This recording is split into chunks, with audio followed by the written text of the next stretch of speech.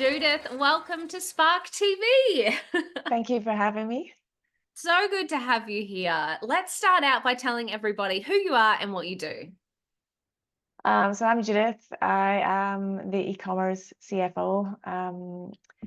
I predominantly help my e-commerce clients get clarity on their numbers, so they can come to me. They are usually generating a good amount of profit, but then they don't have the cash in the bank account to reflect what's on the P&L. So I basically literally find the holes in the leaky bucket initially. So I'm a little bit of a detective on the number side. I love that. I feel like cash flow is so obviously an e-commerce problem because, large inventory purchases, and it's a Yeah. really interesting, delicate balance in e-commerce business. But I feel like every business struggles with cash flow. Like, yeah, you're looking at that P&L and going, I really should have money. What's going on? Yeah. It's really just about keeping it simple, like it's simple, and just literally having keeping things in a little in a lane. A large part of what I do is apply the profit first method to build up the foundations first within the bank accounts. So they have those. I see them as the guardrails. You know, when you go 10-pin bowling and there's the guardrails on the side and you're rolling the ball. So literally that's what I am to my clients, is those guardrails, so that they know where they should be spending within certain bank accounts.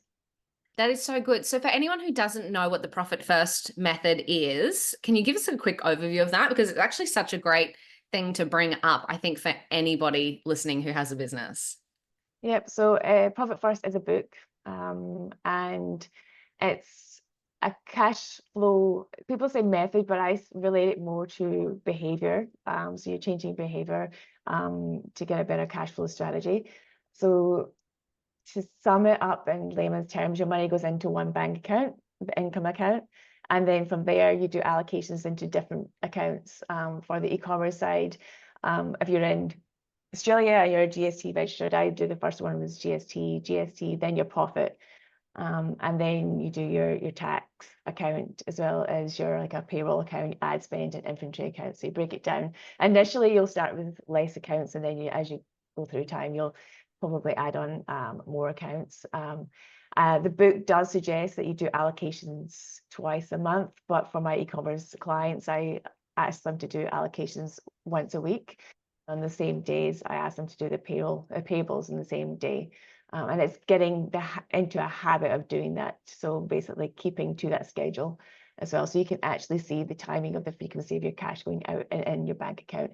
And then from there, any nuances, or if the money that's going in is not matching what's needed to go out, then that's the area that you need to look into more. I love that so much, because exactly what you just said, if the money isn't there to go out, what's happened? But when you do that practice, the money is there and you're like, oh, I have a tax bill. I go to my tax account and that money is just sitting in there waiting for me to pay my bill. And it's like life-changing. Yeah, that's the best feeling for me. I'm not a bookkeeper or an accountant, so I don't deal with tax, but one of the biggest fulfillments I have for my clients is that before it comes to BAS time, they already have the money sitting in there, so they're paying it, and they don't have to stress about paying that bill. So it's a good fulfillment for me anyway. It's so, so good. So that's a really interesting point. So you said you're not a bookkeeper and you're not an accountant. So how did Yeah. you get into this line of work? The actuarial profession. So I was in that industry for a good 10 years in the UK. So I was advising trustees what they should be doing with their defined benefit pension schemes, and advising them how they should investing their money so that they're risk averse. And then I came over to Australia. And when I came over to Australia, I left the corporate world behind me, and in amongst all that, I did meet my husband, and he introduced me into the entrepreneurial world. And it wasn't an e-commerce brand or company at the time. It was more to your supplement stores. It was the wholesale model. We did then start an e-commerce brand together. So we grew very fast, and we had a multiple 7-figure brand very fast. Wow. And then that was 2014. So I did come from the finance industry and then moved over into the e-commerce industry. And then from 2014 to 2019, we then pivoted our infrastructure to create a digital marketing agency. So Cool. we were using our infrastructure as operational leverage. So we then had the clients coming in to our digital market, and then we use it also serving our e-commerce brands. So our e-commerce brands had like literally zero on the operation line item. And then from the digital marketing side, I then observed from our clients that they were providing our team with unrealistic targets for their revenue goals.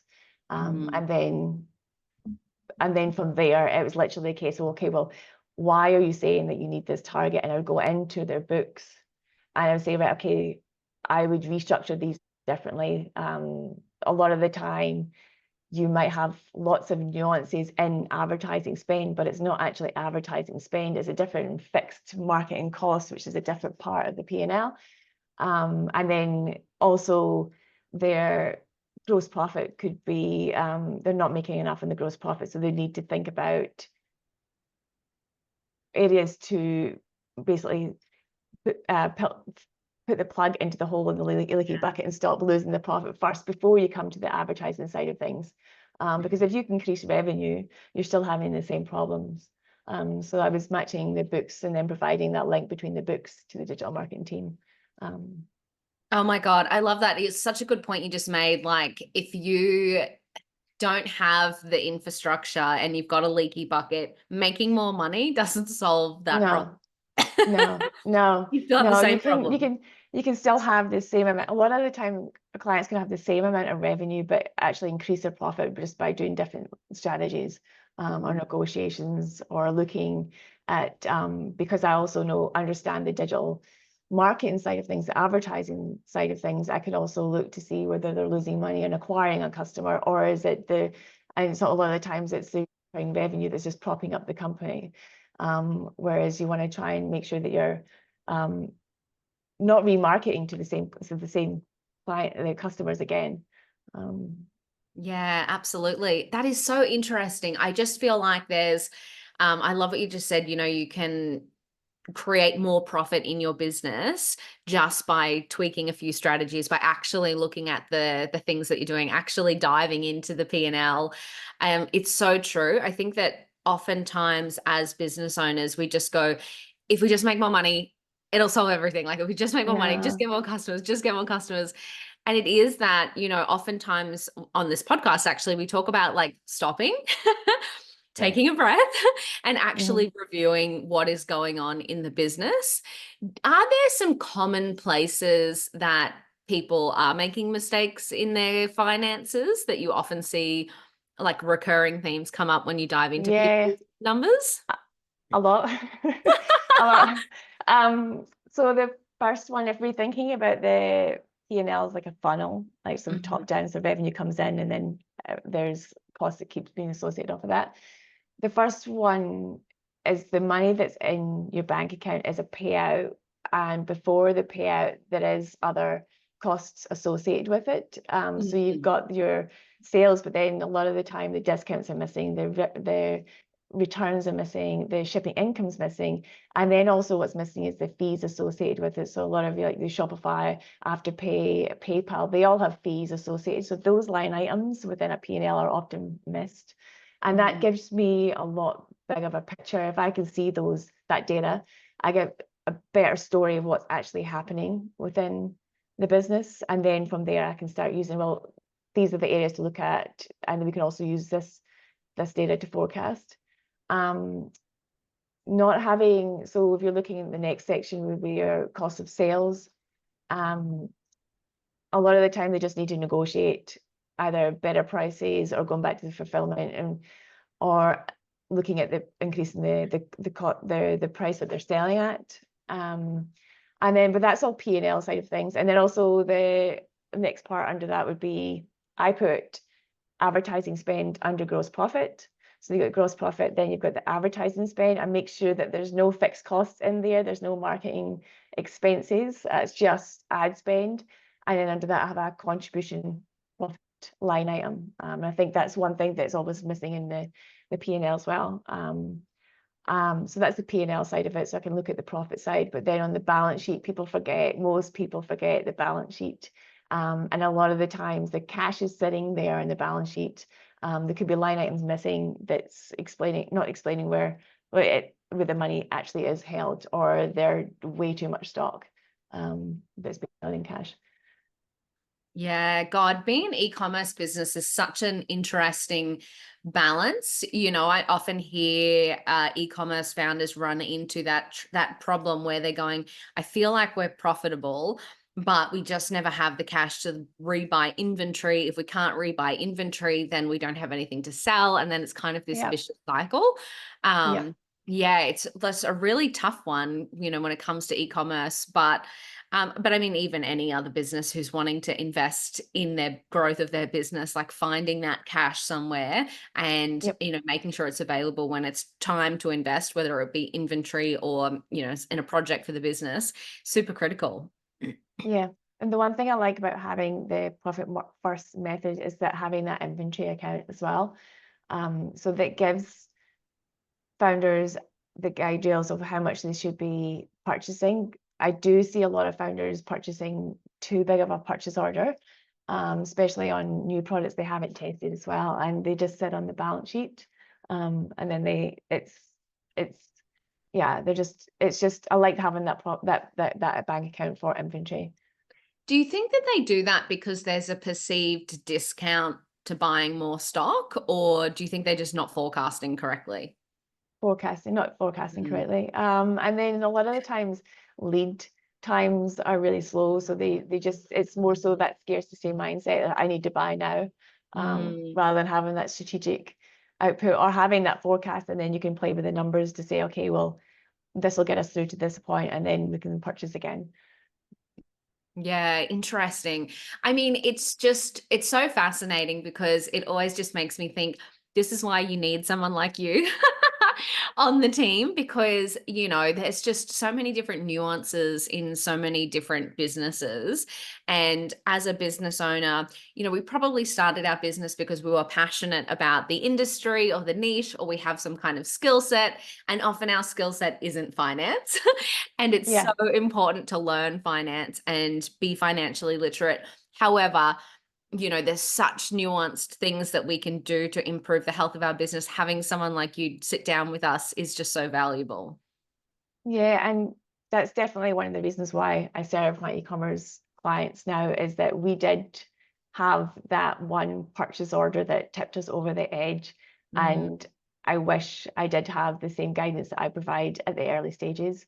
Because we had one that was our biggest mistake, and we made a purchase order of $500,000 USD. At the time we were manufacturing wireless Bluetooth headphones. I would never do electronics again.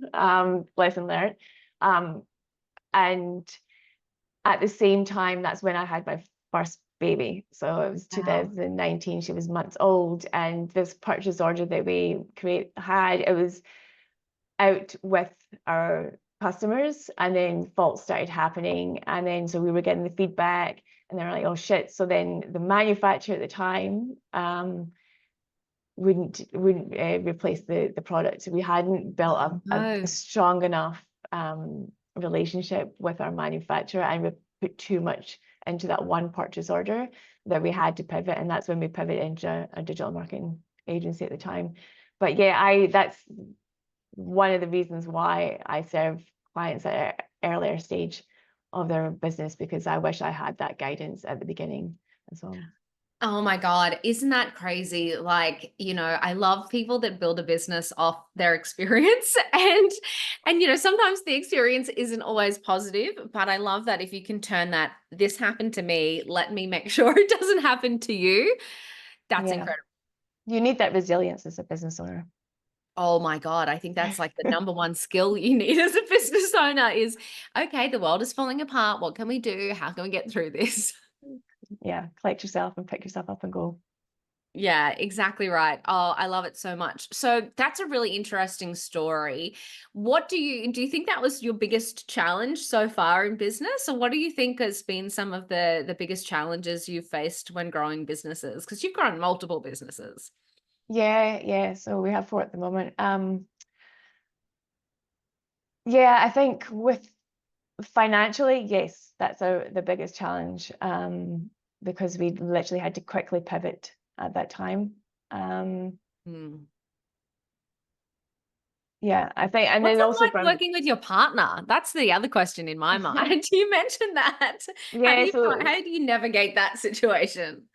we do it really well. Yeah. We complement each other very well. I think the trick with us is that just to know and stay in your lane. Hmm. So there's certain aspects that he can do and I do the other, or just stay in your lane, and just let them get on with their part and you get on with your part. I think there has been previously a slight, I'm so independent and driven myself, and then connecting with my husband and running a business with my husband, he's the extrovert, so he's always the one in the face. I have had that over the so many years of stepping back a little bit and letting him be the face.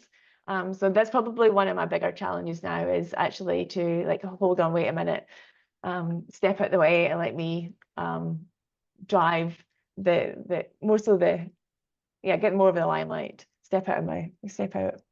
Get out of the way, man. Yeah. I love it. I mean, it's interesting. I think that there are, different seasons in our life where we want to be the face or not Yep. be the face, Yep. and different, for different reasons. Sometimes it's because, perhaps where, it's growing the family and that actually has to take priority, or, there is, nope, now this is what we're doing. We're focusing in on my side of the business. But I do love what you said about staying in your lane. That's exactly what I found when I worked with a partner and co-founder. It was just that trust factor. You Yeah. just had to trust that they were going to do as best as they could for their side of the business. Nothing good ever came from, I think you should do it this way. Yeah. You can put some ideas in. Sometimes, well, a lot of the times I find that I have the ideas and I give the ideas, and it's not until someone else is given the idea that he goes ahead with Ah, it. So I have to prod yep. someone else to say Yeah, totally. Like just it. slip a note to somebody else. This is a great idea. Yeah. I Yeah. mean, but it's so like you just have to have that awareness that that's kind of what it's like working with a partner sometimes. And as long as you have that awareness and you've got strategies to work together and work around each other's, personalities, then it can work. Yeah, we do complement each other very well, and we don't have, I don't think we've ever had that traditional relationship, in the sense everything we've done has been back to front. Where we were in the digital nomad scene before 2020, so we kind of like had the untraditional jobs, if that makes sense. Yeah. And our lifestyle is a bit back to front. So we had our kids before we were married, and um, also he's more into cooking and shopping than I am. So he does that role, that he plays that role in our relationship, and I'll build stuff. So I'm the DIY person around the house. Oh my God, that's so cool. Yeah. And look, and that's it, isn't it? It's knowing that about yourself, knowing that about your partner, and playing to those strengths. Yeah, yeah. I love it. You mentioned you had four businesses. What the actual heck? How do you manage four businesses? um, Structure, SOPs, staying in our lane, delegating. Yeah, so two e-commerce businesses, our digital marketing agency, and my main focus is just my CFO business. Wow, that is incredible. Interesting. Do you have a team for any of those, or people that you Yep. manage for any of those? Yeah. So it's basically our digital marketing agency is our hub. So we Yep. use that for operational leverage for everything else. Cool. So all the expenses go through our digital marketing agency, and then every other business is treated as like a Like a client, but customer? kind of Yeah, like a client? yeah. Yeah, that's really interesting. That's so smart. What are your e-commerce businesses in now? Are they still supplements or? Yep, Yep, supplements. So with our clients, we niche down into the supplement industry, cool. and so the two of them are supplements as well, but they're kind of sister companies. They are predominantly aimed at males with Yep. the dad bod, natural Love it. natural supplements for like testosterone boosters and How good. No, that's so interesting. And it's kind of fascinating to me as well when you say that they all work together. So, the e-commerce businesses have now kind of become, or they're treated as clients of the digital marketing agency. And then obviously your e-commerce CFO business is complementary to all of those clients as well. yep, And I think yep, that's an interesting way to make multiple companies work, because you yep, are thinking about it like an ecosystem. It's not like you've got an agency on one side and something completely different, a physical retail space, or something completely different where you'd have to fully context switch. They all are actually super complementary. yeah. Especially with the team, I found that as soon as we niche down within our Mm, digital marketing agency, then all of our contractors knew exactly what they were doing. You're not adding in a completely new brand, and what's like the lingo was different, and the yeah, avatar was completely different. They're very similar but different, and they knew exactly what they were doing. So it's not relearning over and over again. So they became very optimized as well. yeah. No, I love it so much. It's actually, niching down is really interesting, and there's so many different schools of thought as to whether you should niche down or be multi-passionate. There's all of these different pieces of advice floating around the internet. Yeah, But I yeah, think that until you've nailed one thing, perhaps having multiple things is not a great idea. So I'm actually a huge fan of niching and focusing in until you are amazing at it, and or yeah. and or have built it to the level of success that you desire. Yeah, yeah, and it's exactly the same with my CFO businesses. I only take e-commerce businesses on. I can do profit first for pretty much any business because this is the same method, but I don't take that on. And I Mm, also being very specific in who my clients are. So for my fractional CFO services, I'm very specific in that they have to be on zero in Shopify, mm, and they have to have like 3 million above revenue for me to work with them, unless they can go into my done with you service. It's slightly different, but it's yeah, just your messaging becomes so much easier as well. yes. Oh, 100%. And that's, I actually struggled with that. So, from a Spark point of view, we just talk to women in business. That's easy, amazing, great. But in my previous business, Scrunch, which is an influencer marketing agency Yeah, and platform, we were always struggling to speak to the brand side, the agency side, and the influencer side. And it was sort of like, do we have multiple social channels? Do we have multiple landing pages? Like, it was always mixed yeah, messaging. hmm, So I do love that idea. Like, if you just super focused on who your ideal customer is and scale, because there's enough, right? There are enough of our yeah, customers. I promise you, whoever's listening, whoever your customer is, there is enough for you to be a multi successful business owner. 100%. Mm, And I believe in the abundance mindset as well. I think when you start getting to the scarcity mindset, you're just basically providing yourself with limiting beliefs as mhm. well. If you have that abundance mindset, they're just doors open for you.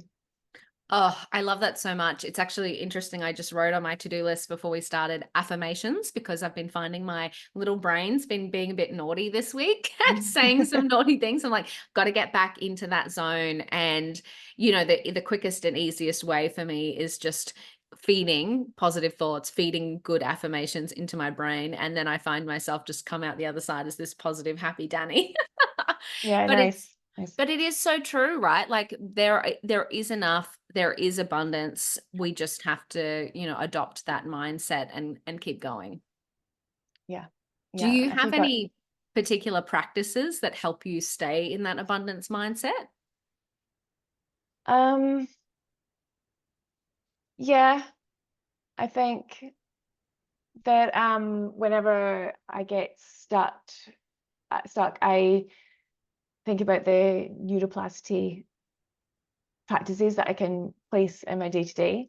And I've been practicing this with my daughters. I've got a 6 and a 2-year-old, and I've been practicing them with both. So whenever I'm stuck, I get a journal or a book, and it's nothing heavy. It's literally in the morning, 3 things that I'm grateful for. And then in the evening, it is one thing that you did well that day. So if you're having, even if you have a bad day, you still find that one thing that you did well that day, and one thing that you're looking forward to tomorrow.